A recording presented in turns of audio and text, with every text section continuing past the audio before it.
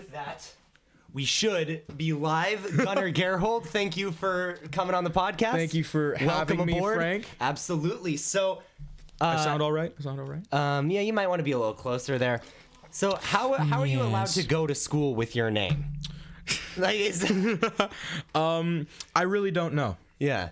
I just walk into a class and automatically all the teachers are just like, "There's a gunner in the class!"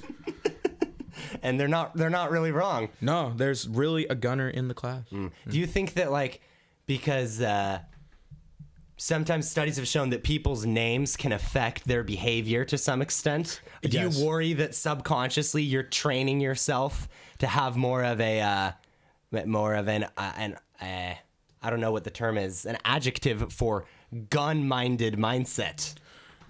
How'd you know? How'd you know? No. Frankly, I like my name a lot, actually. There are some times where I'm just like, my name's Gunner. And it's just like one of those silly but cool names. My initials are GTG, so me and my parents are always like, oh, his initials are good to go. So all the time, I'm always good to go. That's good. Yeah. Yeah, if your initials were like NGTG, then you'd be screwed. Oh, it would be not good to go. Yeah. And frankly, that is a bad idea. Frankly is part of your name, Frank. Well, Frank is part of Frankly. You just broke my mind. I deeply apologize. No. So, Frank, Yeah? what would you like to talk about, young man? Well, whatever the heck we want. Shoot, you're right. Like that cat poster. Cat poster. We've already talked about the cat poster on the podcast. Have we really? Yeah. Well, not you and me. Yeah. Okay, let me think of something. Okay, math.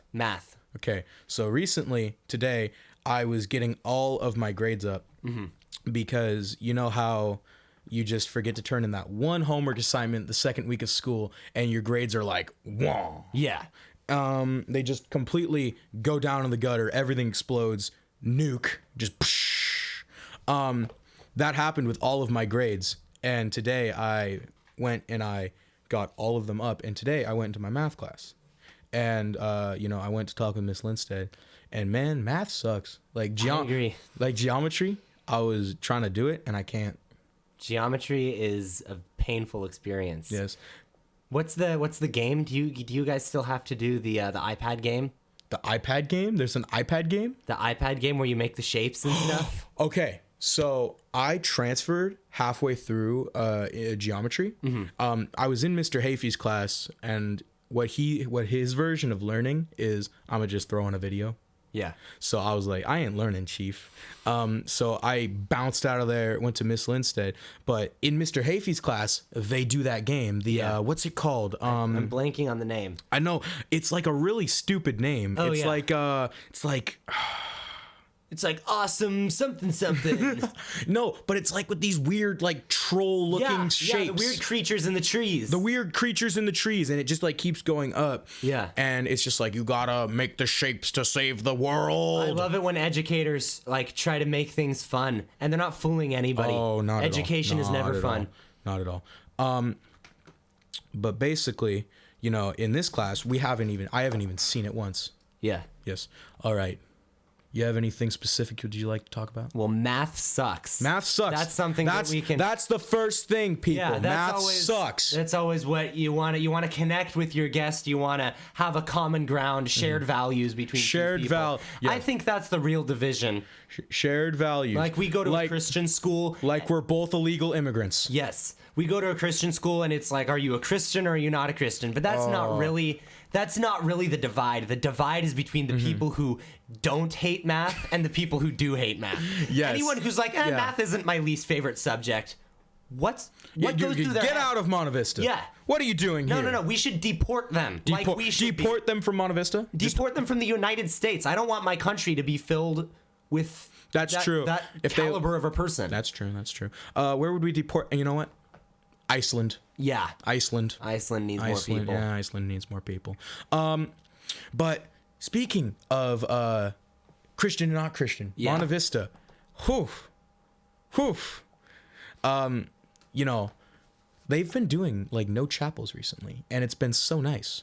Have you noticed that? There are always gaps in the chapel schedules and like when we come back and stuff like Let me that. get that nice drink. Oh, great. He's doing the ASMR joke. He's doing the ASMR joke. Oh, yeah. How many times has that joke been done?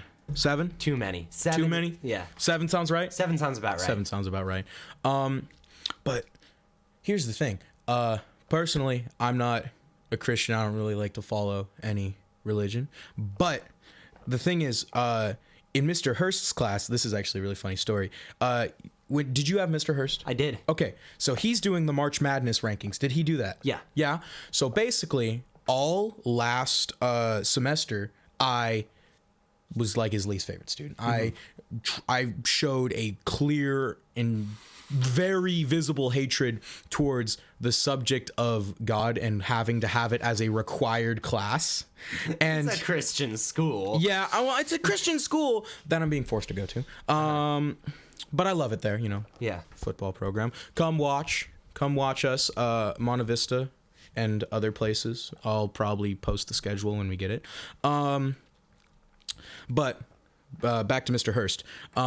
Basically, he's doing these rankings now, and because I was Where he lists all the students like a March he Madness lists bracket. all the students on the March and Madness he decides bracket. who his favorite student He decides is. who his favorite student is. Yeah. So I was his least favorite student all last semester, and I was darn sure that as soon as these rankings came out, I was going to be dead last. Yeah. So in my head, I was like, out of spite, let's just be the best student ever.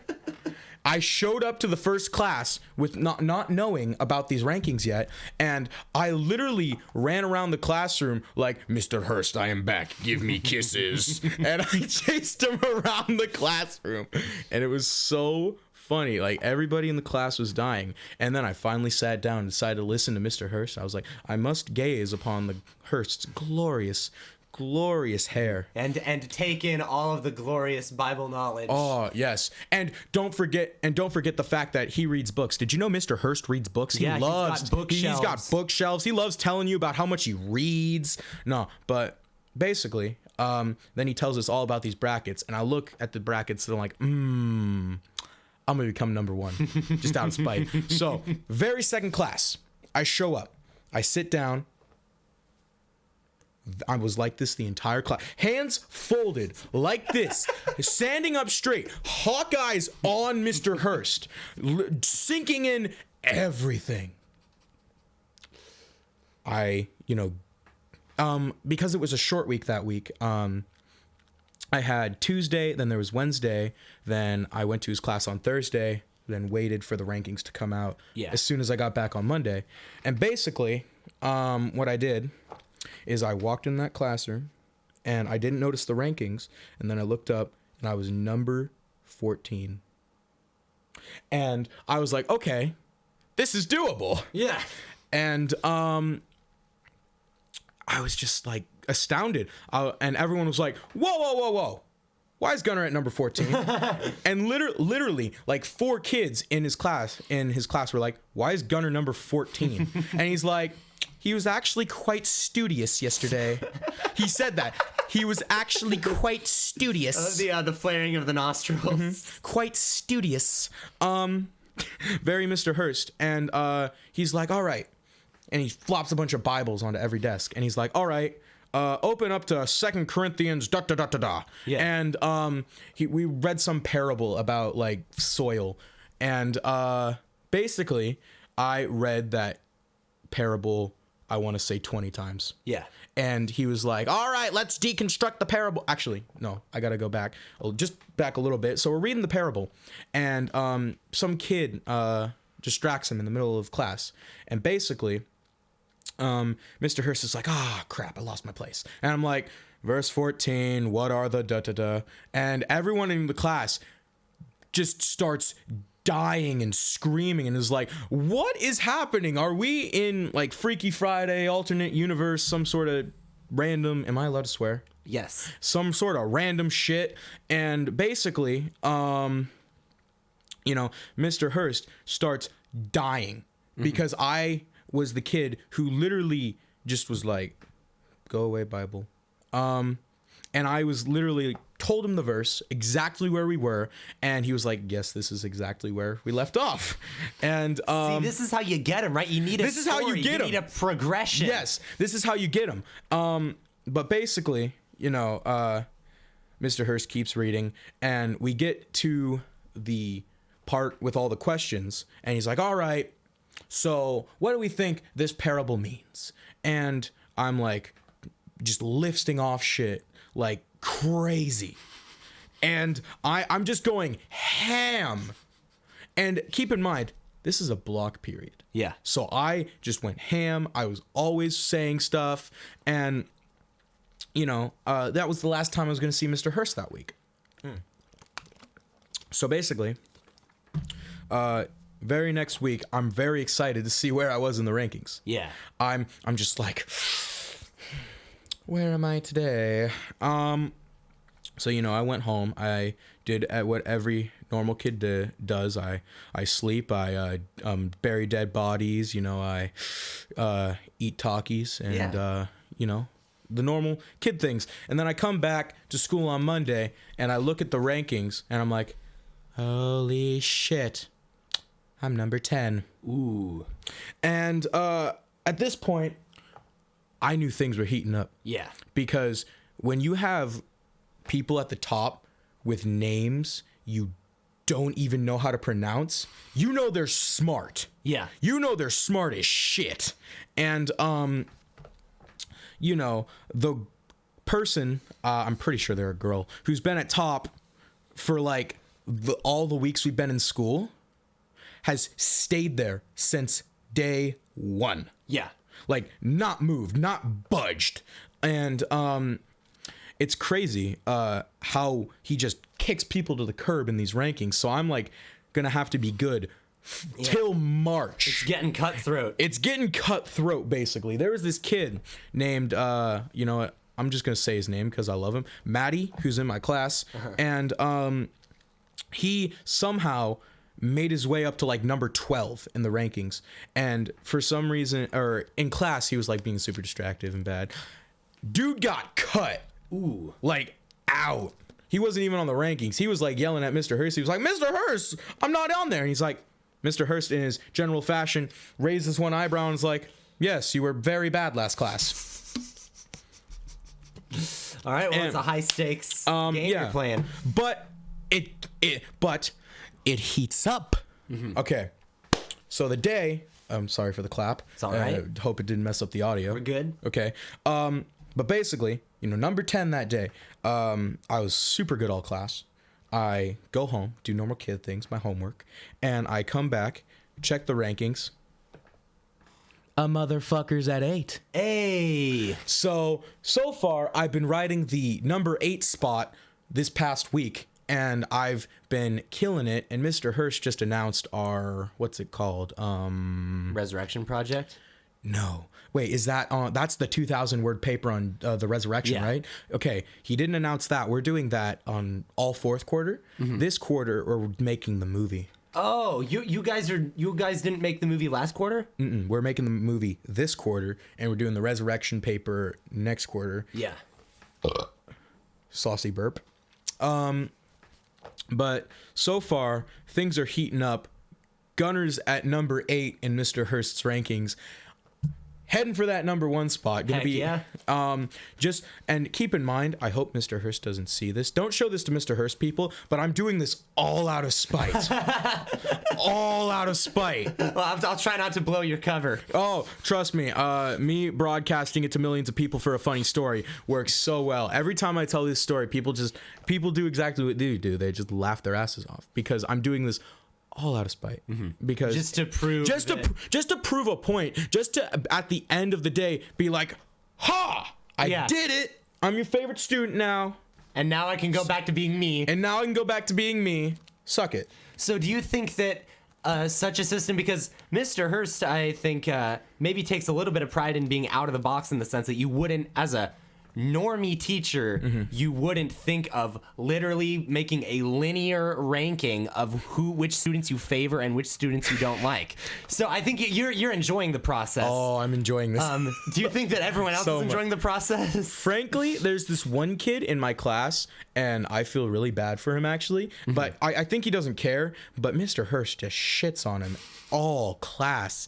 And there's this one time where he was like, so you know how some kids come to school and they, usually try and strive for good grades like A's and B's, and so-and-so comes here to school and usually likes to strive for C's and D's. Oh, Jesus. Like, straight to his face, in front of class, out loud to everybody. And the thing is, he doesn't give a shit, because he's like, yeah, I do get C's.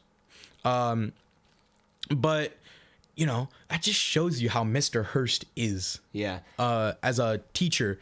And, okay, I remember my sister would constantly complain about Mr. Hurst and just how his attitude is towards the Bible.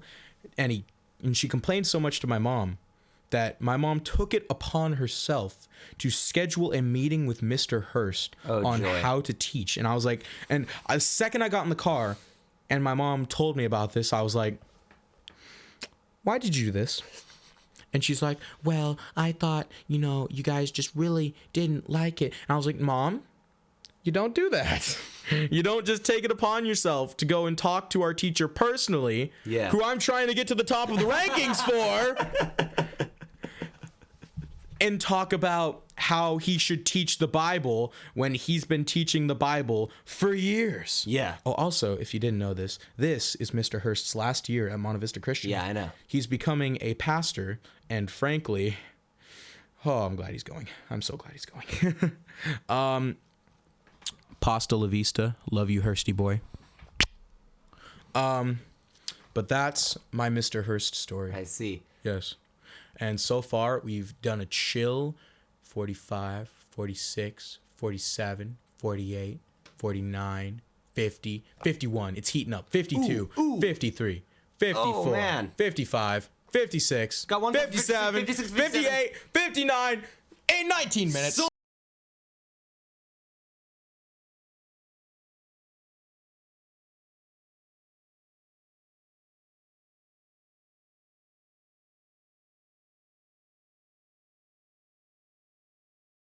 Pejoratively, of course, there's tons of diversity in the class, but I think the overall persona is that we're hardcore. We're like all positives and like teachers' pets, and everyone loves us, and we're like the quote unquote good class. Yeah. And something that comes along with that, especially in the first 2 years of high school, was a lot of us are really into academics. And I've never considered myself one of the hardcore people, but we have so many just like totally grade oriented, college oriented people, and it was a kind of a I'm not sure that contentious is the right word, but there was a little bit of a tension filled culture, especially early on, where I felt like there was a divide between the kids who prided themselves on academic attainment and those who didn't. And so, to what extent is that true for your class? Well, the thing with my class and academics is, I gotta be honest with you, me and my friends, we don't care too much about academics. I have a lot of people who are dead set on not going to college, like, at all. Yeah. Like, literally, they were smart kids in middle school. But the thing is, okay, I'll go back to middle school with my class. So, starting in 6th grade, we were all fresh, young, little babies. And we were just being pushed into this real awkward thing called middle school. And back then, I gotta say, I prided myself on academics so much because I was a solid A, B student, like sometimes straight A's, most of the time A, B. My sister, I'm just gonna tell you right now, my sister is, I love you, Abby, is a freak of nature when it comes to grades. Because, oh my God, I don't know how she does it, but every single year, straight A's, straight A's, straight A's, straight A's. And not just like normal straight A's where it's like, oh, here's an A minus, here's a normal A, here's an A plus. Like all A pluses. Like frighteningly good. And when you're gunner, that makes you that's it's just not the best for me. But you know, in middle school, I prided myself on academics quite, you know, what's the right word? Quite frequently. Yeah. Because I was a good student, and I continued through that path in 7th grade, also in 8th grade, freshman year. Let's talk about freshman year. Freshman year was the year I found out that teachers in Bible classes like to give you a 3-paragraph essay to write for quizzes. And I was like, this isn't middle school Bible where you showed up and got an A. This is a class. And you know, freshman year was definitely an eye-opener because there were so many people who told me, oh, freshman year is easy. Freshman year is easy. You can get through freshman year so easily. And that's only if you have really good discipline. If you're not self-disciplined, freshman year is just as tough as any of the other years. Is just as tough as any of the other years. But the thing is, you know, I got through freshman year with pretty good grades, ABs. You know, it's true what they say. Sophomore year is the new junior year. Yes. It's true what they say. Sophomore year is 100% the new junior year because you have to do the most in such a short amount of time, and so many new things are being introduced to you, especially if you're doing honors or AP classes. Yeah. And along with the fact that you're given more options for AP classes, and a lot of kids might go, you know what? An AP class will look good on my college resume. And they go and do that AP class, and they cry every night. I myself did not want to subject myself to such pain. I see. So I'm taking all normal classes, and so far it's been okay. First quarter, I'll go through fourth quarter. It was okay, you know, AB. I tried to do my best, but that's just first quarter. I've learned that in high school, the first quarter is the easiest quarter. Then everything else is just all hell breaks loose. And the teachers are like, oh, you want grace? No, get a 0, bud. But, you know, a lot of my teachers are super nice. It's just I found that I've wanted to get schedule changes, and I've changed my schedule 2 times because my math teacher didn't know how to teach me. And his idea of teaching was, hey, bud, I'm going to throw on a video real quick. Then I'm going to do nothing for the rest of class. And it didn't really work. So I'm finally in a class where the teacher is actually teaching me with like slides and, you know, talking it out and being like, okay, this is how you do this and do it perfectly and get the right answer. And I'm like, thank you, math teacher. But, you know, first quarter was good. Second quarter was second quarter. Let's just say that. Third quarter, I've liked third quarter so far. Yeah, you're but doing, the thing is, good in Mr. Hurst's class at least. Oh, you know it.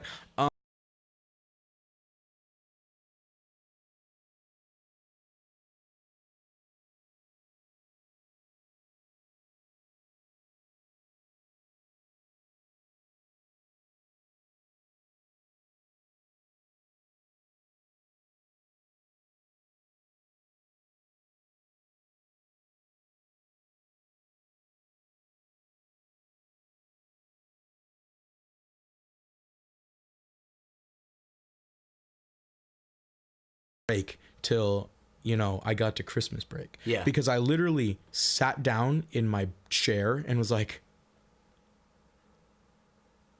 I'm done with finals. I did it. Yeah. And all my grades aren't D's. But, you know, second quarter was a struggle. Third quarter has been nice so far. All right. But again, with how you said your class prides themselves on academics. There's this very significant upper echelon of students who are just so rad and so into it. Really? And are just really good. Just getting good grades. Just getting good grades, doing college appeasing things, AP classes, AP tests. Your class of SATs, 2020, right? Class of 2020. We're hardcore. I remember class of 2019. I'm not sure if I'm allowed to say stuff like this, but class of 2019 was a bunch of burnouts. I'm gonna be honest with you, Chief. I love a lot of those guys, and I'm speaking to a couple of them right now who I love very much. Some of their initials start with N and C. Yes. And the other one starts with T and K. I love you guys so much. Like, you guys are great friends, but goddamn. Kind of the opposite of 2020. As I look back at your class, I'm like, oh my goodness, all these kids are either burning out or going to Cabrillo. And I have nothing against them because I love all those guys. It's just, I want to go to college. Yeah, it's a different year, and I want to go to college. They had a different group mindset. Okay, let's just talk shit for a second. What do you think of class of 2021, the ones in between us? Oh shit, the current juniors. Yes, I love a lot of them. I am friends with a lot of them. They're all real good buddies. Wait, class of 2021. Which class is that? That's the juniors? Okay, good. Just making sure I'm not going crazy. Because I thought I was class of 2023. You're 2022. 2022? Yeah. What? Okay, I'm dumb. Jeez. Yeah, I'm thinking of the freshmen are class of 2023. But basically, I love a lot of those guys. I have played football with a lot of those guys. I'm friends with a lot of them. And, they're great people. What do you think of them personally? Yeah, they're cool. They're cool. There aren't as many of them as there used to be. There was not. I gotta be honest with you. Monte Vista's population is shrinking like rapidly. It's crazy. Like, the amount of people where I'd look around come and be like, oh, I don't know like any of these people, like back in freshman year and end of middle school, compared to now where it's like, hey, I know like all of these people. Yeah. It's crazy. Well, sophomore and junior year is when you know the most percentage of people. Like, when I was a freshman, everyone was just totally foreign to me. And now that I'm a senior, there are so many, like, sophomores and freshmen where I'm like, who the heck are these little kids? Yeah, because we just came in. Yeah. And it's like, you knew some of us, you knew me from choir, but we hadn't really formally talked till I had gotten into high school choir. Yeah. Ooh, double burps in the podcast. Maybe that's good luck. But basically, are we talking about my class or the juniors still? I don't know. Whatever floats our collective boat. It sucks because I hate when this happens. I had a thought going, then I burped and forgot it. Oh no! It was not good luck. It was contained in the carbon dioxide. It was contained in the carbon dioxide. Yes. But, honestly, I like my class. And it's true what you said, where, freshman year, absolutely nobody. Everybody's foreign. And the first time we had like really formally met was choir when I had gotten to high school. Yeah. When I was in middle school choir, I was just like, oh, that's Frank. And how did I know that you were Frank? Everyone knows Frank. Okay. I have to be honest with you. My sister has never spoken to you. I don't think so. She knows you? Oh, she might have, though. We were in health and wellness over the summer together. Oh, were you? Yeah. Yeah. She might have spoken to me a couple times. She knows you, and she freaking loves how you act and are. Like, that's good feedback. And she thinks you're so funny and cool. Never spoken a word to you. She might have, but thanks, Abby, if you're watching. No, but basically, what were we saying? I forgot. I don't know. So, okay, I've got a question for you. Yes. What's playing football like? That's a foreign world to me. I have not ever come close to... Okay, so, obviously, I'm just going to start from the start, really. Okay. So, it all goes... But no, I'm not going to start like that. Basically, I, throughout my life, have played football, and this freshman year was the first time I had ever played tackle football. All the times I've ever played football before was when I was in elementary school and a little bit in middle school. And the thing is, I hated it because I was one of those kids who was an epic gamer and did not want to go outside or play. I just wanted to epically pwn noobs on Call of Duty. Yeah. And Overwatch. I was really into Overwatch. But basically, I had played flag football all my life. I did Central Coast Flag Football, CCFF, I think it's called. And it was a super cool program. I just wish I looked back on it with fonder memories and actually tried to play. Because every single time I tried to play, I just put myself down so much because I thought, oh man, all the other kids, they're getting touchdowns and I'm only getting like safeties and having to block people. And the thing is, that was my job because as a kid, I was much bigger, like in both size and height for a little kid. You know, I was always the stereotypical fat kid. And you know, I hadn't really learned that it's fun to be the stereotypical fat kid and play football. And I just only wanted to play video games. But then I got to freshman year and I didn't want to play football at all. I was like dead set. I don't want to play football, Dad. I don't want to play football, Mom. I just want to do choir and I want to focus fully on choir because at the time I had just gotten off a great, you know, elementary school choir, having gotten to honor choir. Yeah. And, you know, wanting to focus more on it. Mrs. Meyer even inviting me out to her church to come and sing for her and eventually, you know, try and start singing more. Yeah, I don't go to church much, but that's my church. No, she wanted me to come sing in her choir for her. Yeah. And for some reason, my parents just never let me go and do it. But I also didn't look more into it, which is my fault as well. But, you know, I wanted to focus fully on choir, and I basically didn't know there was summer workouts that you're kind of supposed to do. Yeah. And I was 270 pounds. I was very overweight, very out of shape, probably hadn't ran since 7th grade PE. Yeah. And because in middle school, if you do choir, you get out of PE. Yes. So that's what I did. I wanted to get out of PE because I hated it so much. That's why you did choir? That's why I did choir. Dang. And that's why I started off doing choir, and then I just fell in love with it. And but enough about choir. But you know, freshman year, I did not want to do choir, did not want to do football, and I was, you know, didn't know about these summer workouts, and I just showed up for the first practice. And they were like, all right, you got to come take this impact test. So I go and take this impact test, and I'm like, and I did not want to run. I did not want to warm up. I did not want to try and play. I didn't want to be there. So I took this impact test, and I was like, okay, are we leaving? And they're all like, oh, yep, we're leaving. Let's go to the field. And I had my pads with me and my practice jersey and my pants. So we went and we got dressed, and then we ran down to the field, and there was varsity already lined up, and I go and I get in the line, and I see all these people, and they're all, you know, starting to run and warm up, and I do the first warm up, and I, you know, make it to the other side. I'm already winded. Yeah. I'm dying, and you know, that's partially because my parents didn't inform me, and also the staff didn't inform me that there was summer workouts, but I was so dead set on not doing it that I never showed up to them. And we were also in the midst of moving houses, so I was never able to make it out. So I wouldn't have been able to go, basically, to these summer workouts. And I was dying at practice.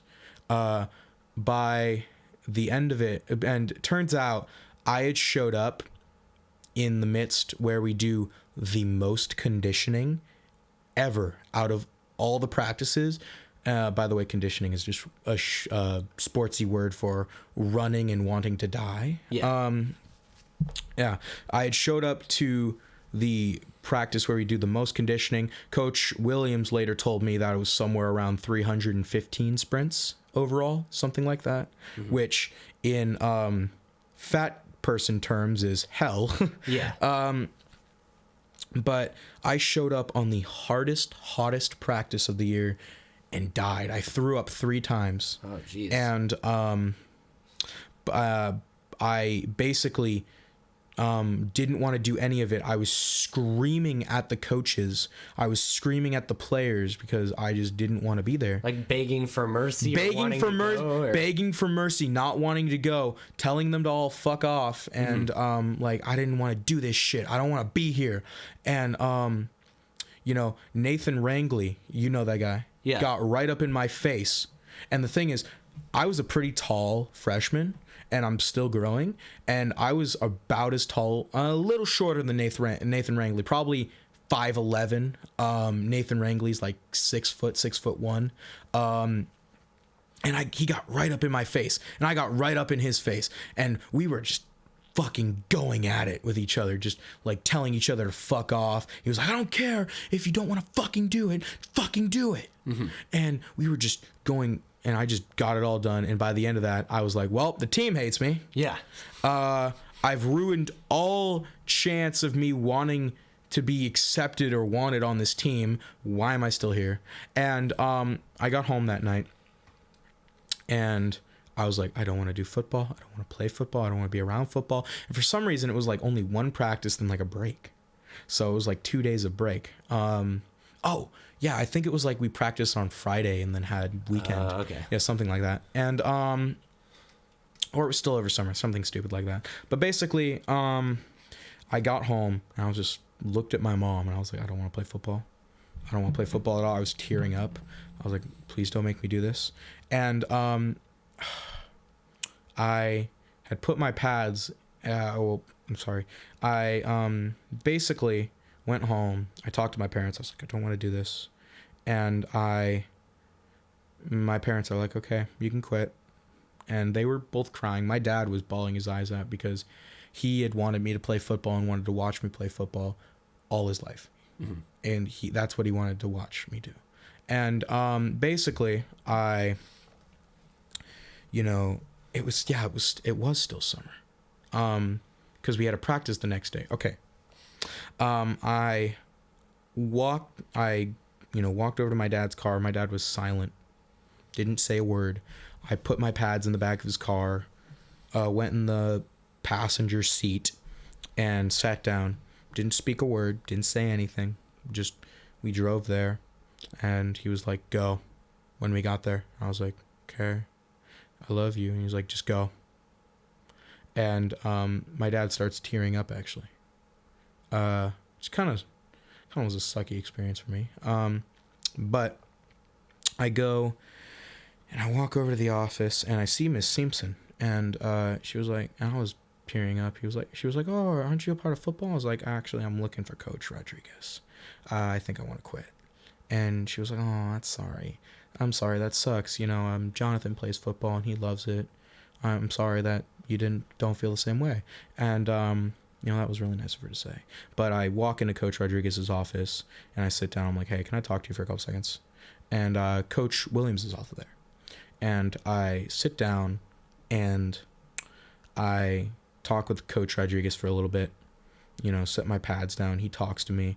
He's like, listen, you know, I see something in you. There's so many kids where if they came here right now and looked me in the eyes and said, I don't want to play football, I would look right back at them and say, okay, I completely understand. You don't have to play. Go. And he looked at me and he said, but you need football. Like, I can see it in you. You're going to play football. And we talked a little bit more, and I felt a lot better. And I just gotta say thank you, Coach Rodriguez, for the words you said to me. Thank you also, Coach Williams, for everything you said and have done for me, and how you have guided me through football. But you know, I walk out of that office wanting to play football. And it was so weird. And I looked at Coach Rodriguez and he was like, hey, bud, do you want to come to today's practice? I'm like, no, I want to go home and sleep on it. And he's like, completely understand, man. So I go home and so actually I should back up a little bit. I, you know, walk out the gym. Miss Simpson sees me with my pads and she's like, oh, you still have your pads? I was like, yeah, I'm going to play. And she's like, oh, that's great. That's so good. And I walk out I walked to my dad's car. You should have seen that man's face. It went from bawling his eyes out, talking to my mom, to he still has his pads. He still has his pads. I get in the car, I look at my dad, and he's like, "Why do you still have your pads?" And I'm like, "I'm gonna play." And he's like, "Oh my God, you're not gonna regret it at all. You're gonna love it. You're gonna love it. Trust me. It's gonna be tough, but you're gonna love it." And from there, I went to basically just toughing it out the first week, because the first week of football, or well, first 2 or 3, you just train and get in shape and get ready for football. Yeah. And you get ready for something called the Applewood City Jamboree, something like that. And I remember Coach Keithley saying it all like jazzy and saying like it was just the jamboree. It was just like it wasn't the jamboree. It was just scrimmages. Mm-hmm. It was just you went and you played football scrimmages, and it was half field scrimmages against usually C League teams and a couple of A leagues. So the C leagues just got squashed. And basically, he was like, just tough it out, play the jamboree. The thing is, I didn't know the plays for offense, but they wanted me to play offense. And at the Apple, or just jamboree, I'm just gonna say the jamboree.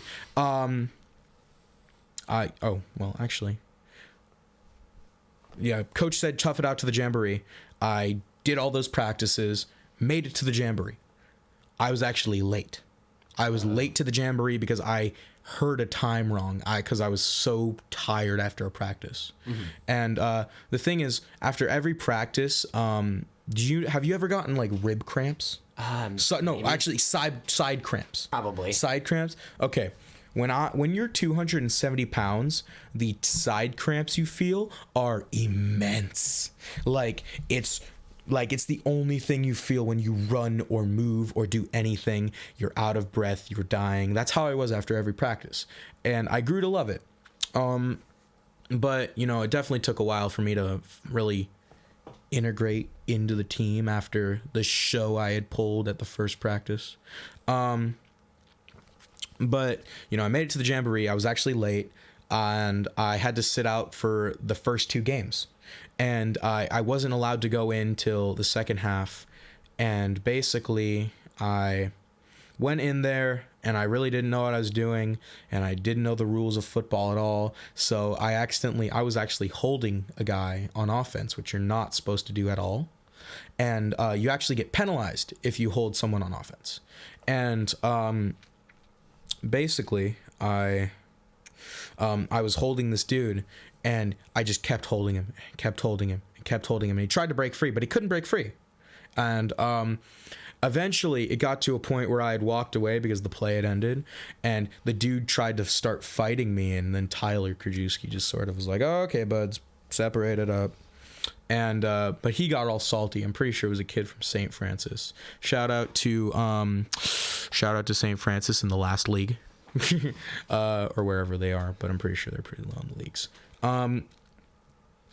No offense to any other schools in the lower leagues. I sound so upper echelon because we just got put in the top league. Yeah. I don't want to sound like that though. We just want to play the best football we can, and we've obviously proven ourselves to be able to, so that's why they put us there. But anyways,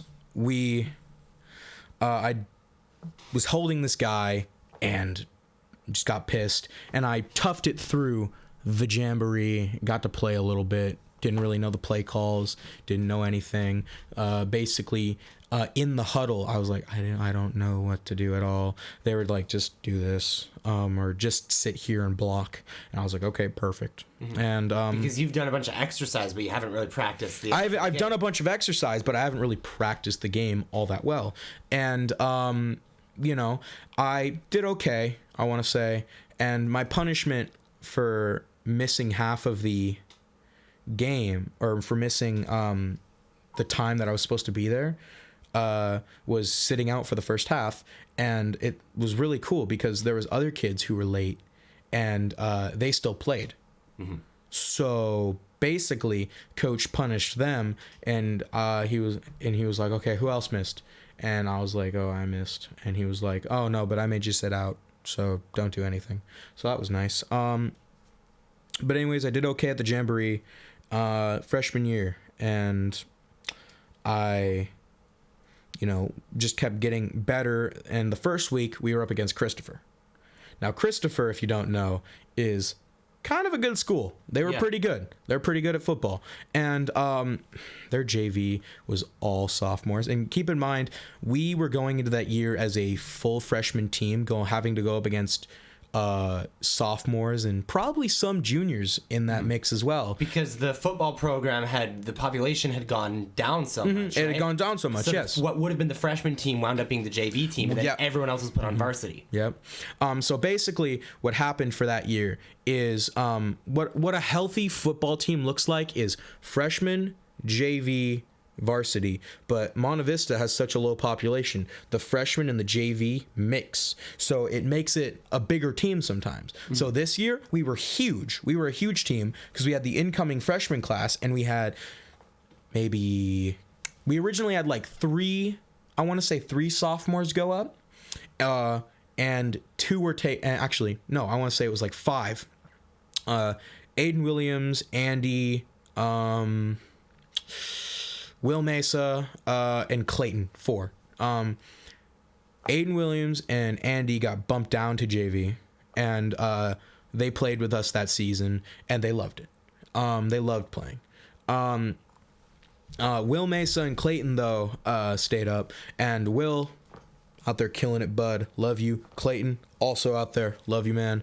But, back to freshman year. So, Christopher, they are a tough team. They killed us. And I didn't want to play that game at all. I didn't know anything. I didn't know what I was going to do. I didn't know how to play. And, they weren't really focusing on me because they weren't sure what to do with me or where I could play because I was so big at the time.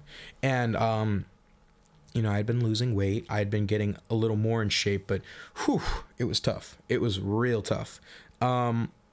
It was still really tough for me because I'm in that awkward phase of losing weight and trying to get in shape after you've just been severely out of shape. Yeah. And, they tried to put me on offense because of my physical fatness size.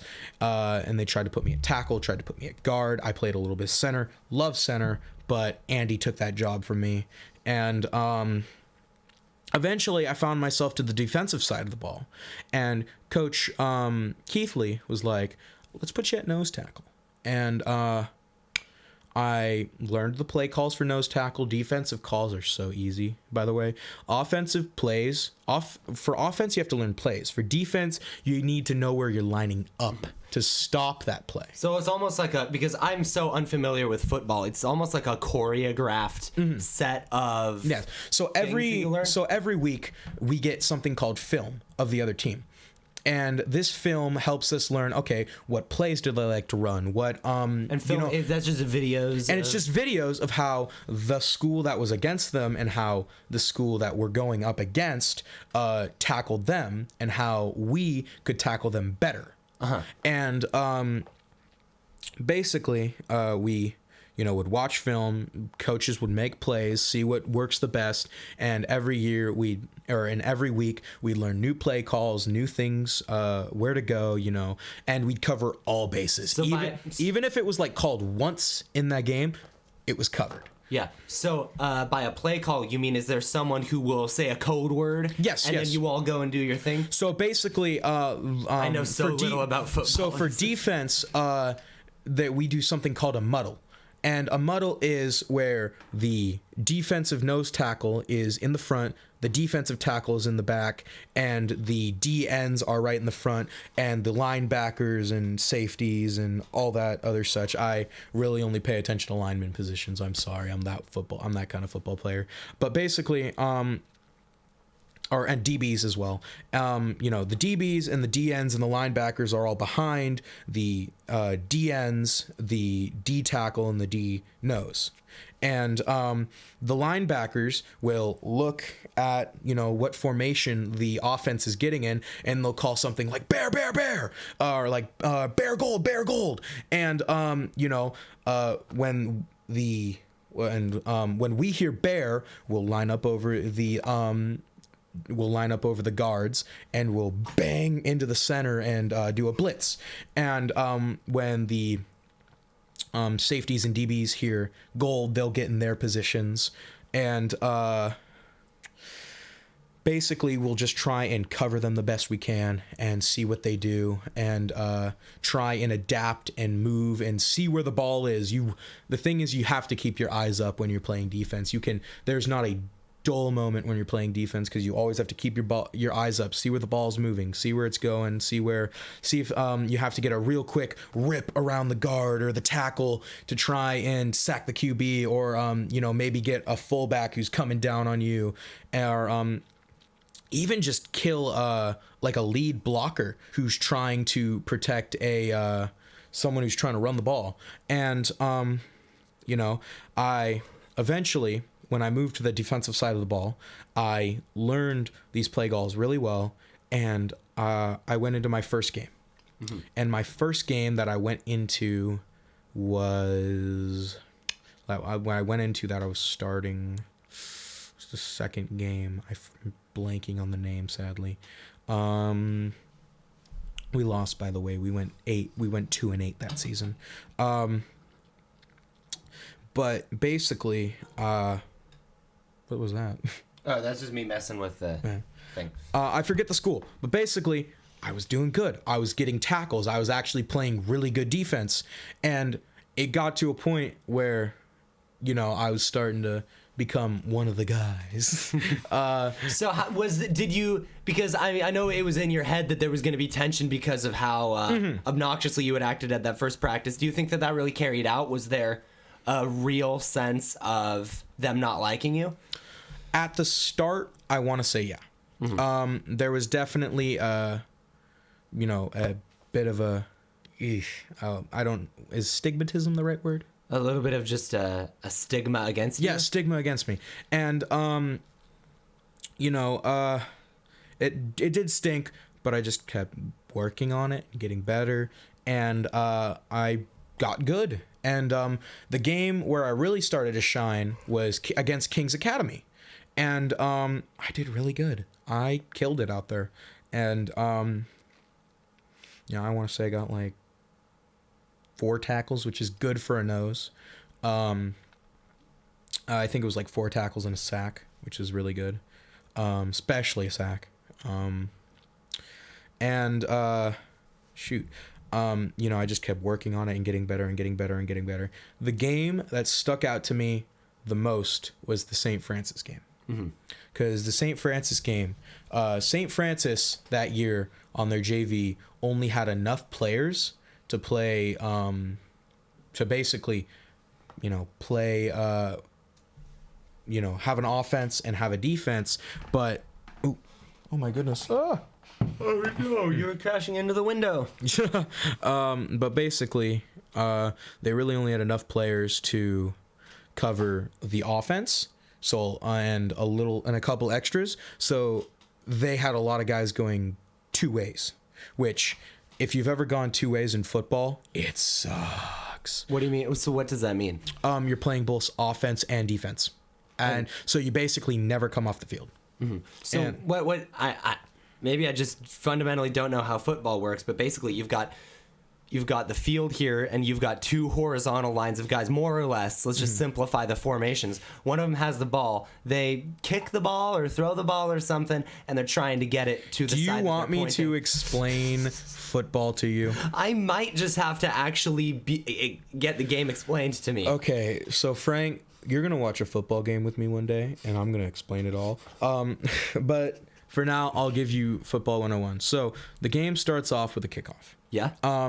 A line of around 11 players lines up, and the kicker gets ready to kick the ball. On the other side there is the receiving team.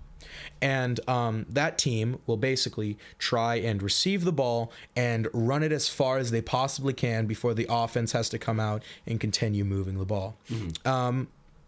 You know, a really good kickoff return is getting a touchdown on a kickoff, but that's if you're friggin' J.K. Dobbins or some kind of crazy football player. I love college football. J.K. Dobbins is one of my favorite players at Ohio State, and he can run. He's crazy. Yeah, he's actually entering the NFL draft. But, you know, people usually make it not very far, especially in high school, and especially bad freshman teams like we were. The farthest we'd make it was maybe the 35 or 40. And, yeah, we just got run over a lot of times. But, you know, once the receiver who receives the kickoff, you know, gets tackled, that's where the ball is, and that's where the offense will come out and the defense will come out. And the defense, the offense has 4 tries for the offense has 4 tries to make it 10 yards and get a first down. When you get a first down, those 4 tries reset back to 1. And so what is a first down? Okay, so football, you play. Let's say the defense. I don't know how to explain a first down to you. So a first down is the first play that the offense will make. Okay. In the 10-yard stretch. And you'll make it to one of the lines on the field. That's the idea, yes. So basically, on first down, you're just trying to get past the line. You're just trying to get past the I'm just gonna say in layman terms, the yellow line. Okay. Because that's the line how it looks in both college football and NFL football on the TV. But basically, you're just trying to make it past that line to get a first down, another first down, because you can't make it across the field in 4 plays. And a stretch of field for where the offense is trying to go is 10 yards each time. But the defense can, let's say, make it past the line of scrimmage in a play, which is the line where the ball is. And, you know, when the defense gets past there, and let's say the ball is at the 15, it's snapped, and the quarterback goes back to the 30. Okay. Or, the 15, and the quarterback... Okay, let's say the ball is on the 30 and the quarterback really has to run back past to like the 15 and gets sacked. The ball is now at the 15. And because they didn't move it, you know, past that yellow line, it's, instead of being 10 yards now, it's 25. They have to move the ball 25 yards now. You know, because they made it, because they've gone from the 30 to the 15, and they originally had to move the ball from the 30 to the 40. So basically, don't get sacked, don't fumble that ball. Yeah. There's one thing you learn from this podcast. Don't get sacked or tackled behind the line of scrimmage, because that sucks for offenses. And I like to do that a lot. So, to the opposing team, though. If you're on the team that Gunner is not on, then please do that. But, you know, basically, you're just trying to get the ball to the... You're just trying to get to the ball to the end zone. There's downs. You have to make it past... you have to make it 10 yards each time from where the ball is. You have to... So the ball's right here. 10 yards is right here. 10 yards, you get a first down, you know? Then the ball will go right there. Or let's say you make it past the first down line, but go 10 more yards. Then the ball will be right there. And you basically just keep... And let's say the defense, you know, gets you... Let's say the defense really puts a good show on and stops you guys real good. And once you make it to fourth down, most teams usually opt to punt the ball.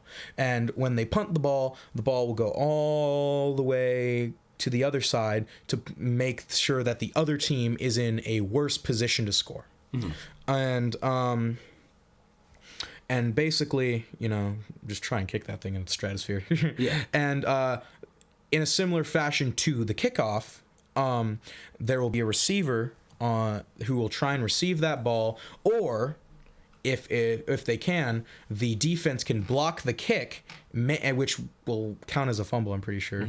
And once that ball is, fumbled after kicked, the offense or the defense will try as hard as possible to get on top of that ball, because they will be in the best scoring position. This has got to be the most complicated game as far as sports at Monte Vista, right? Like baseball is much. Oh no, baseball is much more. Baseball is much more hard. I don't understand baseball. I guess I get the basics, but I'm sure that there's a bunch. I don't understand baseball like at all. But I frankly, I need to look into baseball. If there's anybody who'd like to teach me baseball, please teach me baseball. So what do you so I guess maybe we should resume your story of your progression through football. So do you feel like there was within the team there was this acceptance that you got, and that was them accepting you and you accepting yourself in a sense? Yes. Just from getting better at it. So I just continued getting really good at it and showing a lot of promise. Actually, it was crazy. St. Francis game, which is the game I want to talk about the most. I believe I got a sack and I want to say something like 7 or 8 tackles, which is insane for a defensive nose tackle. I was MVP of that game. It was crazy. And I loved it so much. I loved that feeling of hitting a person and bringing them down and physically just, that's the best way you can describe it. Yeah. Can you still hear me good? I can. Yeah? Okay, cool. Because I'm sort of leaning back, but it's also kind of the chair. So, I just kept getting better at the game, and I eventually, was accepted by my friends who are on the team, well, my now friends. It was really cool learning the game, and once I was actually in shape and able to do it, it was a lot more fun. But I wasn't really fully in shape till I want to say like week 7. It was a long journey. By the end of that, I had lost somewhere around 45 pounds, and it was nuts. The journey I had gone. You got to come a little closer to the mic. Oh, yeah. Woo. There we go. That's a lot better. So what do you think is the biggest, I guess this is a cliched question, but I think some cliches are there for a reason. What do you think is the biggest misconception that people have about American football? Or, at least within the high school realm. Concussions don't happen as often as you think. They do happen. I'm not going to say that they don't happen, but they don't happen as often. Now, there are definitely people who are injury prone. Yeah. But the best way to avoid injuries is to have an off season. You have to play in the off season. You have to lift in the off season. You have to stay in shape in the off season. You have to keep these things, and you have to keep them to a T, because, I want to say it's something like 80% of all in football injuries are because that player did not participate in off season, training.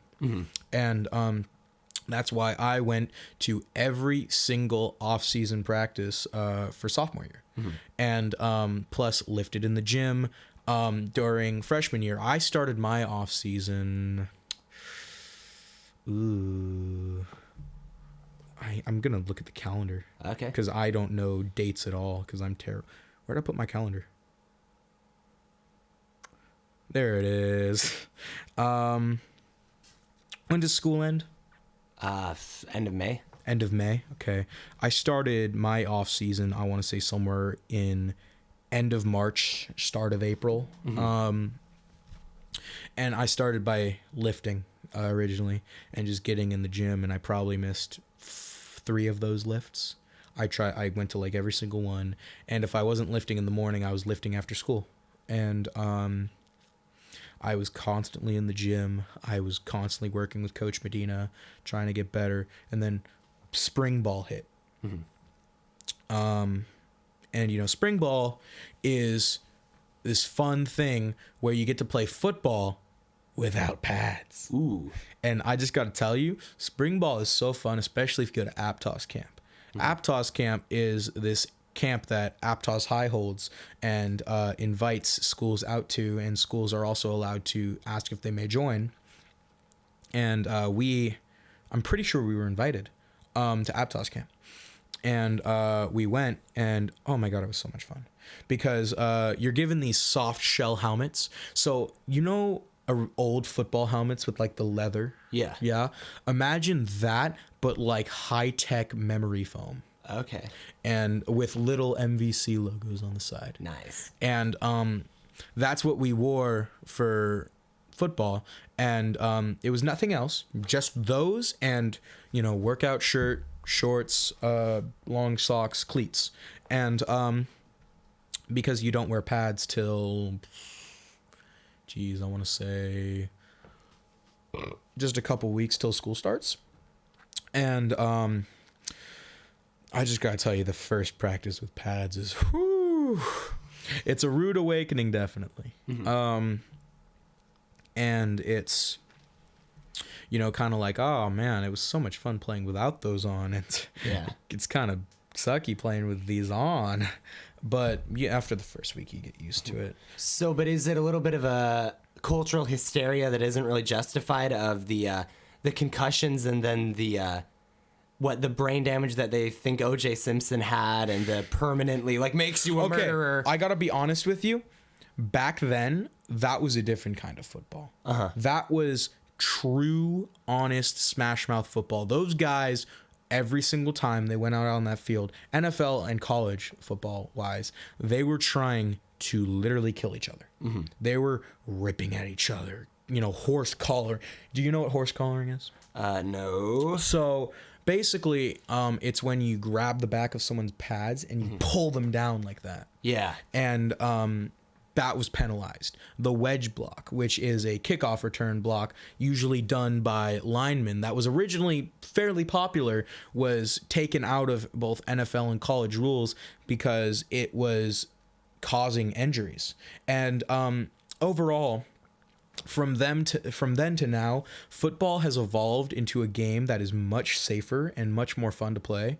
And, football's always been fun. If I've watched a bunch of old film from, the 80s and 70s and 90s of, NFL players and college players, because I think it's really cool. But back then, it was just a different game. Mm-hmm. Today, I do have to say, it's a lot safer. There are plenty of and if you do have a kid who wants to play football, let them play football, but maybe do your own research and find the right things for your kid to put in their helmets, and or the right helmets for them to buy, or the right pads for them to buy, because at the end of the day, there's ways to make concussions happen less, but you have to realize they can still happen. Yeah. And so far, I'm lucky and I haven't received a concussion. I have partially torn my AC, which is my shoulder, which sucked. I had to sit out for the last game that I really wanted to play, and I just watched the freshmen get murdered. It was. I'm sorry, freshmen. I love you guys. I know you're going to do great next year, especially with all those incoming freshmen. I've seen some big 8th graders. Yeah. Like some chunky 8th graders. Going to make some great linemen. But basically, I'm excited. Those freshmen got killed. They just got killed. And it was against a good team, Seaside. They're a good team. But I'm just gonna tell you right now, there's no offense to anybody who plays on Seaside. I swear to God, me and my friend Caden, who were both out because we'd gotten hurt, we heard Seaside doing a Seaside chant, and they were spelling out Seaside, so they went SEESIDE,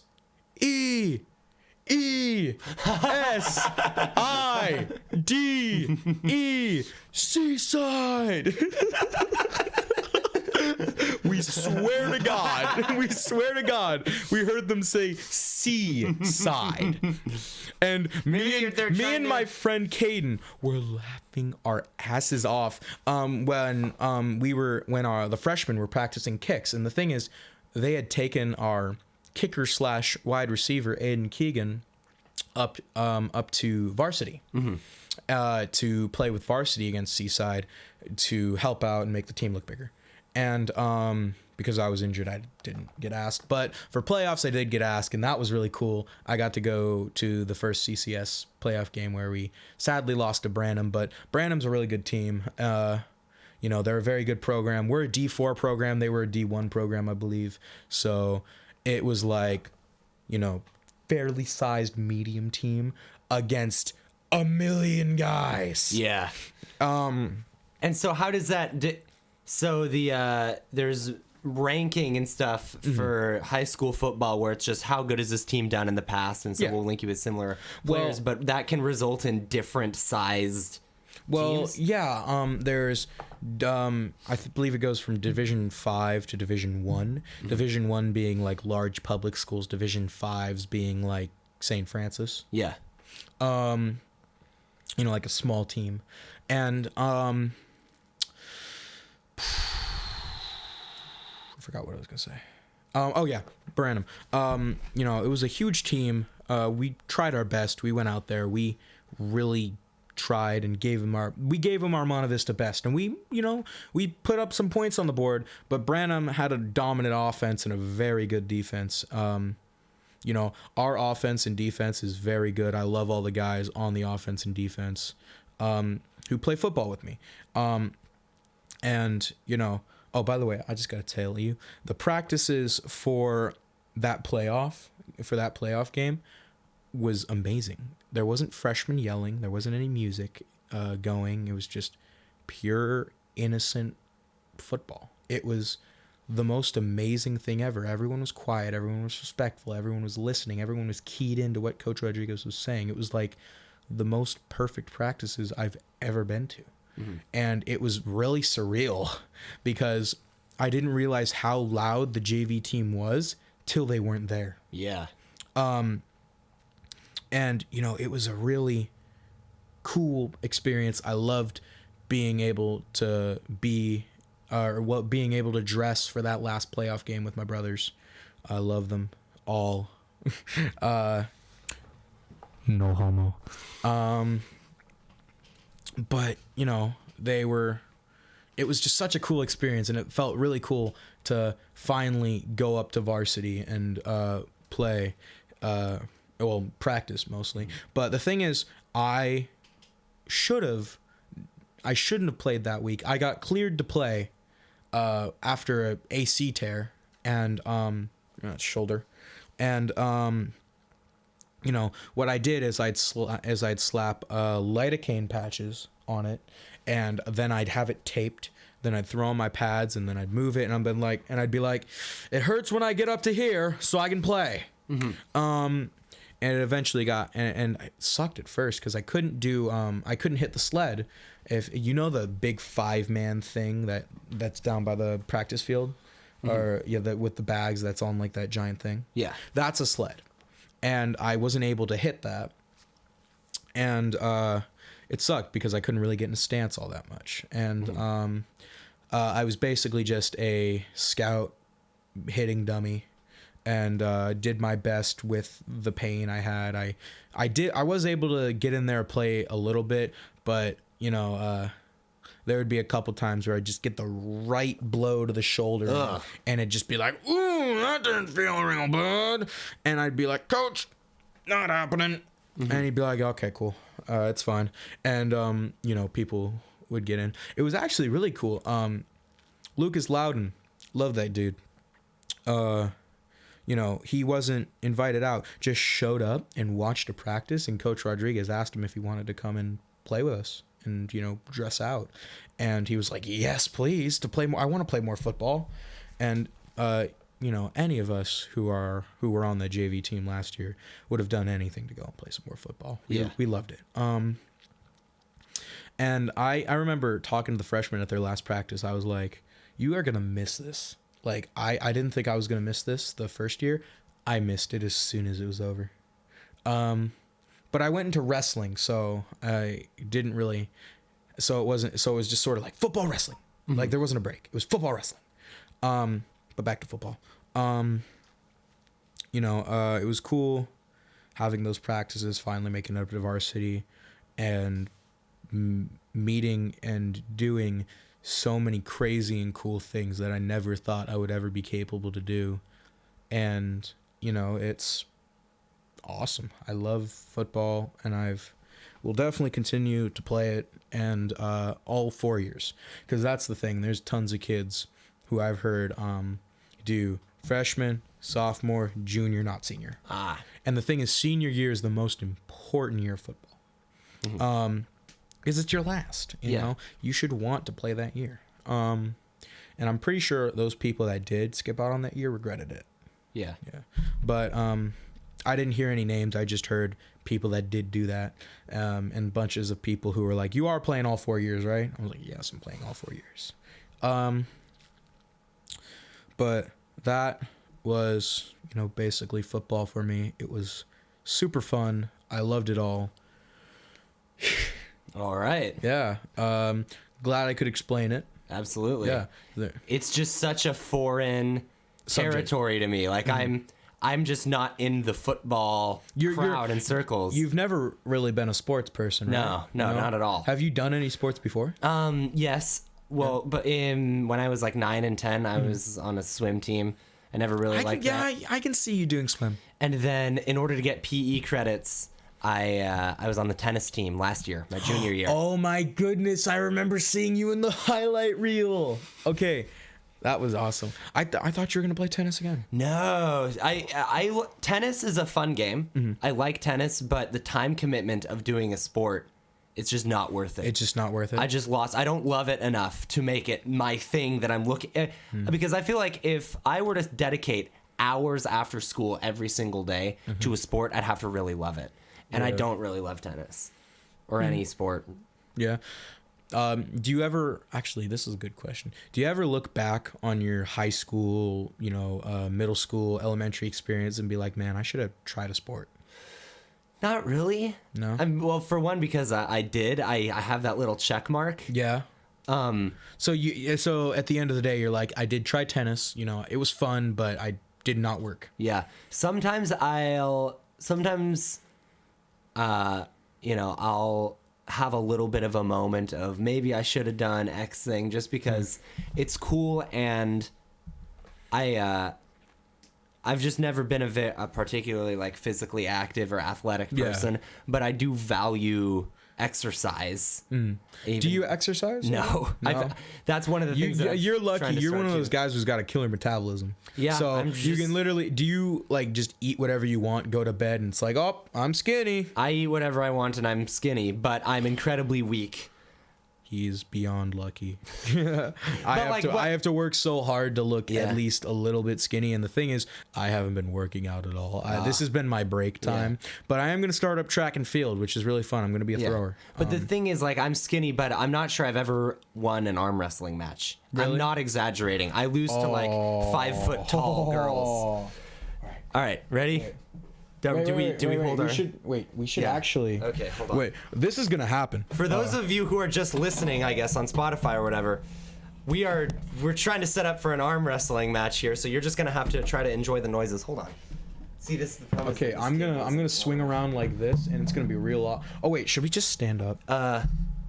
What's wrong with this? Look how I'm positioned. Oh, okay. Do you want me to be positioned? Wait. Oh, I bumped my mic. Okay, hold on. You know what we're gonna do? We're just gonna go under the mic. Under the mic? Like that. Okay, so Gunnar, you're gonna have to not only be a wrestler, you're gonna have to give the commentary. Can you be? Hey there, brother. Welcome to Hulkmania. All right. All right, are we going? Count me off. All right. 3, 2, 1, go. Okay. That was fun. That was it. That was it. that did it. We did it. Okay, wait, I'm moving it. For those of you who are just listening, Gunnar won. Wait, there we go. Wait. Yeah. Yeah. Okay, does that sound good? Yeah. Perfect. All right, so there we go. I've proved my... You've proven your weakness. Yeah, people always ask me if I'm really trying. I'm like, either there's some technique that I've just been lost on that would make it way easier, or I'm really trying. Like I gotta be honest with you. You were giving me a little bit something, but I was definitely in control. You know, it's like I felt something, but I was in control. Yeah. But, you know, if you do want to get strong, you should take oh wait, you're a senior. I was gonna say take strength training. Yeah. Because I have a buddy in my Japanese class who is actually really excited about the 8-period schedule just because he wants to take strength training. Yeah. And he wants to get in shape, which I commend him for. And you know, Japanese class is fun, by the way, and sports are fun. By the way, more kids should take Japanese class at Monte Vista. People need to take Japanese. Dang it, Spanish is boring. Spanish is really boring. I've never taken Spanish, but I already know it's boring. My one friend roasts me because he's like, "Why didn't you just take Spanish? It's the same alphabet. Japanese is make gay." And I'm like, "But Japanese is fun. There's sensei. Cool. There's sensei. You get to cook food. You get to draw. You get to cook food. You get to draw. Today we literally spent all of class, an 80-minute period, drawing what is it, sumie. We did that all class, and I drew a picture of a dorm student in my class named Barry. Very nice. And I drew him as a Super Saiyan, and he looked terrible, but Sensei gave me a B. Good. And you want to know what I titled it Love. And it was, everybody in class was dying. It was amazing. But Japanese is fun. Take Japanese. Also take sports. If you go to Monte Vista and you watch this podcast, also try football. If you're a male and thinking about it, give it a shot. If it's not your thing, that's totally cool. But, you know, you can at least say you tried it. Yeah. Oh, you want to hear a funny story? Sure. Okay, so Dan. I talk to Dan a lot. Goldsmith? Again, Dan Goldsmith. Mr. G. Love that man. You know, one time I went up to the choir room because I had nothing better to do. This was during ton days. Yep. And I went up there and sat with Mr. Goldsmith. I don't know what I was doing. I was probably hanging out with somebody in the band room. Then I went over to the choir room just to eat my food. Mm-hmm. And Mr. Goldsmith was like, "Hey, buddy." And I was like, "Hey, bud." And we were talking, and eventually we moved to football. And he was asking me how football was. And I was like, "Oh, I love it." And he was like, "Did you know I was on the football team?" Whoa. And I was like, "Really, Dan?" And he was like, "Yes, for one day." And I was like, "Oh, what happened?" And he was like, "Well, you know, I wanted to try out football, and, you know, I went there, and I went to tryouts, and, you know, I got the pads on, and he got tackled so hard that, you know, the coach was just like, 'Yeah, I don't think this is for you.'" And he was on the football team for one day. Very nice. And that's just Daniel Goldsmith. You should. But he makes up for it with piano skills. So oh it's my okay. goodness, that man can play piano. Yes. Choir this year has also been crazy. I'm glad we're going back to Musical. I'm also glad that I'm so excited for the Anaheim trip. Oh, that's gonna be hype. The Anaheim trip was gonna be hype because last year we had the class of 2019. Mm-hmm. And you know how the class of 2019 is. Yep. Oh, we all know how the class of 2019 was. So it was just one of those trips. Mm-hmm. It was a fun trip. Yeah, it was just a have fun trip. There was so little singing. There was so little singing. It was a have fun trip. It was a chill trip. It was a hangout trip. It was like that I made so many friends that trip that I'm still friends with and go to college. You know, I've definitely talked to them less, but you know, they're still there in my life. But you know, I love sports and I love choir and I love Frank. Thank you. No homo though. No homo. Full no homo. I took off my socks. You did. Shit. I'm glad I said no homo. Okay. Why is there a hole? Like, that's the heater. Your heater? Yeah. Oh, do you not have a grate for it? I guess I used to, but maybe I don't now. What do you like cover it with that? No, there's a paper towel because ants were coming through it. And so I taped a paper towel around it. That's actually really smart. And then I turned the heater on and the heater blew the paper towel off. But did it kill the ants? Well, it stopped the ants from getting in for a while. So it was just way too hot for the ants. I'm not sure that the heat was the issue. It was just that they were getting in through there. Mm-hmm. They were getting into my room, and now they couldn't get into my room because they were blocked by the paper towel. Well, paper towel ants. Yep. All right.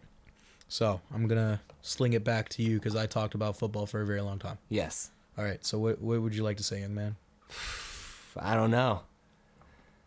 Yeah, I'm not sure I have too many huge statements. Too many huge statements. No. What do you want to ask me? What's something that you wonder that you think I might have the answer to? Can we go to Coachella to listen to 100 Gex together? Can we go to Coachella to listen to 100 Gex? Probably not. Dang. I'm not a huge 100 Gex fan, although I haven't really listened to 100 Gex. Don't try to evangelize me too hard. Trust me, I already Trust me, have faced. nobody knows 100 Gex, but they will. Lucas, if you're watching this podcast, you probably are. See, if you start listening to 100 Gex, this is the type of thing that you're going to start doing, dear viewer.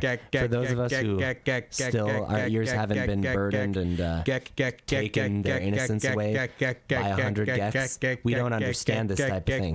But money machine. yeah, what I said.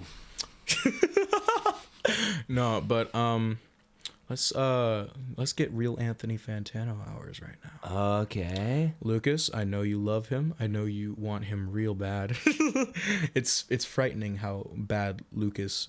Okay, whenever I send Lucas an Anthony Fantano meme, the faces he sends me, it's like he just creamed himself. It's frightening. He loves that man unconditionally. He certainly does. And he loves his music reviews.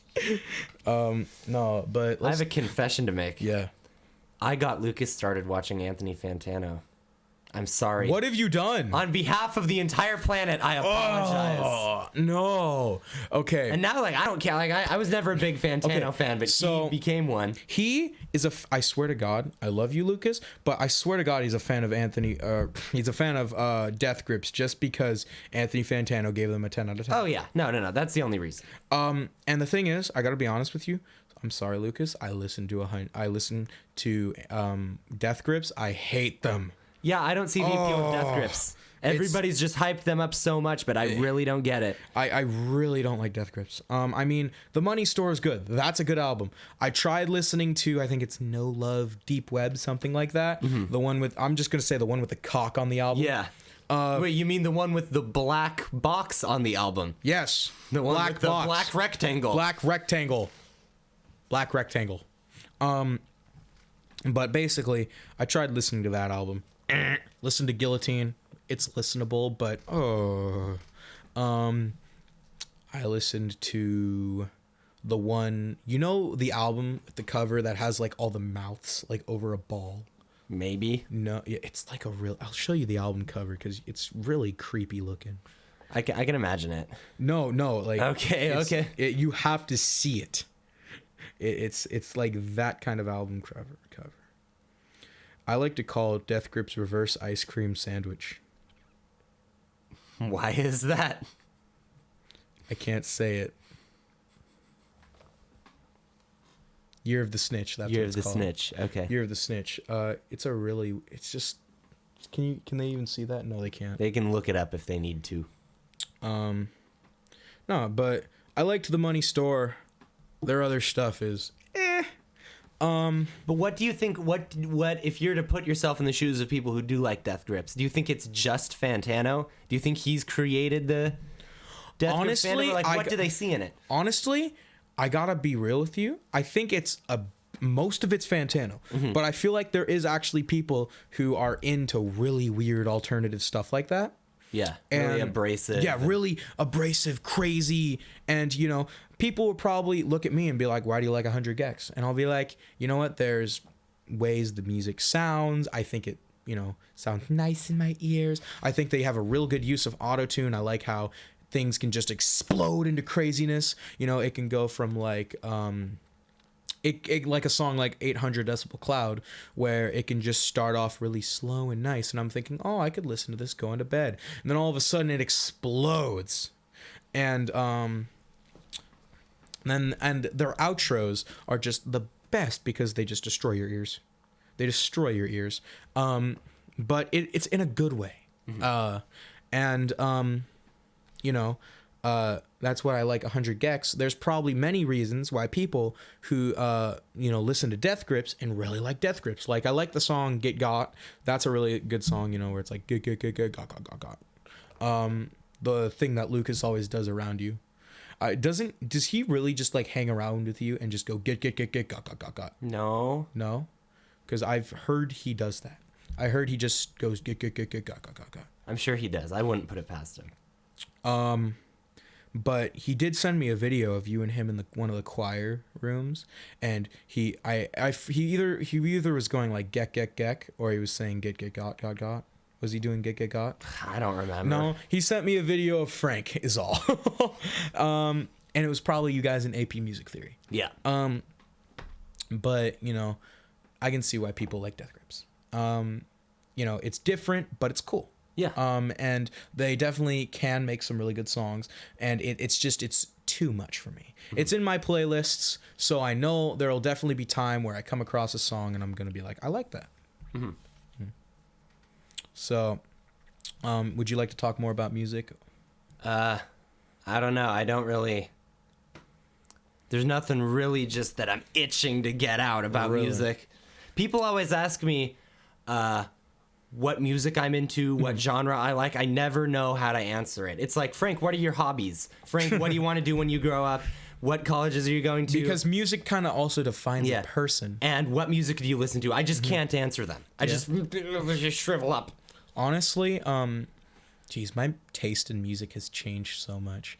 I went from like not listening to music to like listening to video game music to listening to like hard rap, and then getting into like emo rap and X in middle school. I was a really big X fan in middle school, sadly. Sucks that he died. I was really sad that he died, but I'm sort of like, yeah. You know, it was good stuff. He did a lot for 2018. It's just the posthumous stuff that's being released these days is so lackluster from what it could be if the artist was still alive. And that especially goes for the late Lil Peep. Yeah. Have you listened to any Lil Peep? I think I've like listened to one half of one song. Yeah. I've got to be honest with you. I didn't know who Lil Peep was when he died. Mm-hmm. And me neither. I basically was just like, oh crap, that sucks. You know? Yeah. Somebody died. He was really famous, had a really good following. Sucks that he died. Yeah. And just because the circumstances of his death. Do you hear what happened? Just some sort of drug overdose related thing. It was drug overdose, but there's like a lot of controversy right now because apparently there was some people that were swinging by that were his like friends or something, and they gave him like laced Xanax, and he just took way. The thing is, the videos up to his death, he was taking exorbitant. Like, I took 15,000 Xannies. The video was there was videos of him like trying to drop one in his mouth. There was videos of him like saying like I've on like 6 Xanax. And I think we're sorry, what were you gonna say? There's a video of him walking into a room when American Idiot is playing, and the caption is, I just took honey and shrooms. So, dude was always on drugs. Yeah. Dude, there was no stopping Lil Peep from taking drugs. And it's kind of past its prime now, but we were going through a couple of year phases there where the new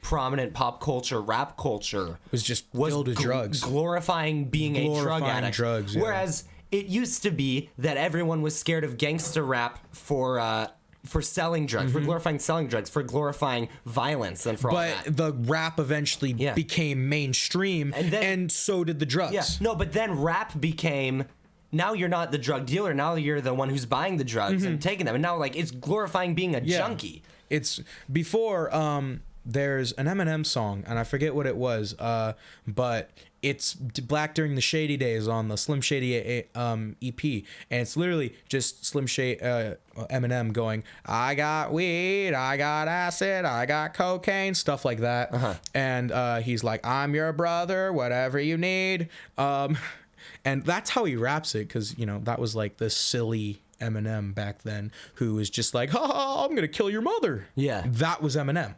He was just like, I'm gonna sell you drugs, and I'm gonna kill your parents. That was Eminem. And now Eminem collabs with Ed Sheeran. Yeah. Em actually just released an album today. Oh, he did? He did. And he's had a couple of not good albums recently. oh, So don't make me think of Recovery. is he doing is the music getting better? Do you know? Kamikaze was a huge step up for M, in my opinion. I think Kamikaze was a really good album for M, and I feel like it was a really good it was a really solid Eminem album as well. I liked it. I don't know how others felt. I know Matt Fortes loved it. You know, yeah, I know you're a huge fan of Eminem, Matt. But basically, oh, there's actually a funny story Matt told me. Do you know Matt? He was in choir last year. Yeah. So basically, Matt told me he went to the airport and had one of Eminem's merch hats, and it was from Kamikaze, his album. Yeah. And because the hat said Kamikaze on it, he was in the TSA, and they stopped him. And they were like, sir, are you doing anything? And it's like, no, it's just a hat. If I were to hijack the plane and fly it into something, I wouldn't announce it on my head. And you know, that's why he got stopped, because he wears that hat everywhere. Yeah. And he's a huge Eminem fan. You know, I like Eminem, but I need to check out this new album, because I scrolled through it and I was like, okay, you got Royce to 5'9". I don't see any other rappers I really Juice WRLD. I'm like, he's collabed with Juice WRLD? Yeah. And then I scrolled a little more and I was like, Ed Sheeran, it's gonna be Recovery. But I didn't like Recovery all that much. Yeah, I don't think anyone did. But I do feel like Kamikaze was a real good step in the right place. I'm really excited to actually check out this new album. Yeah. M's a good rapper. I do love rap. I also love a lot of older music. I have two playlists. I have one playlist called Rap Shit, and the other one is called Music to Live By. Music to Live By is like all the older stuff. It's just like good old rock and some early hip hop. So like Run DMC, if you've ever heard of them. And I love Elton John, love The Who, love The Doors, love Queen. But frankly, after Bohemian Rhapsody, everyone loves Queen. Yeah. What else is in there? Harry Nielsen, I think's his name. Mr. Goldsmith was like, put Nielsen Schmielsen in there, and I was like, okay, I'm putting the album. Do whatever he says. I'm putting the album Nielsen Schmielsen in my playlist, and there's Harry Nielsen. There's Tom Petty and the Heartbreakers, of course, great band. Some solo Freddie Mercury stuff. Nirvana, a lot of Nirvana. Love Nirvana. Love grunge. When I looked at I got Spotify like right at the end of the year. So I didn't really get to have many listening hours, but I still got like 3,000 hours. It was crazy. Yeah. So I listened to a lot of music, I found out. But I know after this year, my Spotify Wrapped is going to be nuts, because I am constantly listening to new stuff, constantly looking for new people, you know, always looking for good new music. If you ever have a music recommendation, throw it my way, because I love listening to music. Any kind. There's times where I literally just sit in my room and listen to Canon in D major while I sit on the floor with my dog. And it's the most relaxing thing ever. Oh, yeah. Especially, you've met my dog, right? I haven't. Real? Grace has met my dog, Ferris. He's a pug. He's the best dog ever, because if he's not tired as crap and wants to and you know, if he's not tired as crap and wants to like hang out or do something, if you sit on the floor, he will hang out with you. He will literally just sit next to you and watch YouTube videos with you. I watch what is it? Have you ever heard of the Buddhism Hotline? No. Watch the Buddhism Hotline. Okay. Okay. So the Buddhism Hotline is, I'm pretty sure, a fake hotline that tried to start off as being a real Buddhism hotline, but failed immensely. So now, because basically what happened is the thing that happens to all religious podcasts, like the very extremely real Christianity podcast. There was a Christian podcast that was real that got rated by 4chan. Oh, no. Every single stream was rated by 4chan. So you can imagine what that's like. Yeah. But Buddhism Hotline, I'm pretty sure is fake, but was made purely for 4chaners to come and get a rise out of the host, who was clearly putting on an act along with his friends. And it's just so funny, the things they do and the stuff they send in. Because you have to realize at the end of the day, the way they're getting the, what is it? The jokes, I'd say. Yeah. And all this really, sometimes bad, really racist stuff, is, through text-to-speech messages and doing like the audio requests, like the song requests you can do for Twitch. And they donate the certain amount that's needed for the super audio, chat. for the super chat, for the audio to play. And then they'll say something like, real good Buddhism music, let us pray. And and then all of a sudden, like ear rape will play. Yeah. And because it's an act, the host will just plug his ears and act like he's having a seizure on the couch. Well, the co-host just sits there with the mic and just stares off blankly. And they did have this one guy who was on there, and there's like lore around it. Like, people follow this Buddhism hotline lore. And there was this guy on the hotline named Mathis. And Mathis was a clearly, I don't want to say the R word, special, or playing as a special person. Okay. And, what happened is they acted like he like got abducted or kidnapped or died, something like that. And there's like a whole community around just fucking with this hotline. And they're doing it, and they're clearly making a crap ton of money because they actually, I follow them on YouTube, and I get YouTube notifications from them. Here, I was watching Pikmin videos because I'm a huge Nintendo nerd. Scroll. Okay. You see the wheel? That's all Buddhism hotline. So that's a lot of stuff happening. I also turned on notifications for the Skechers YouTube channel.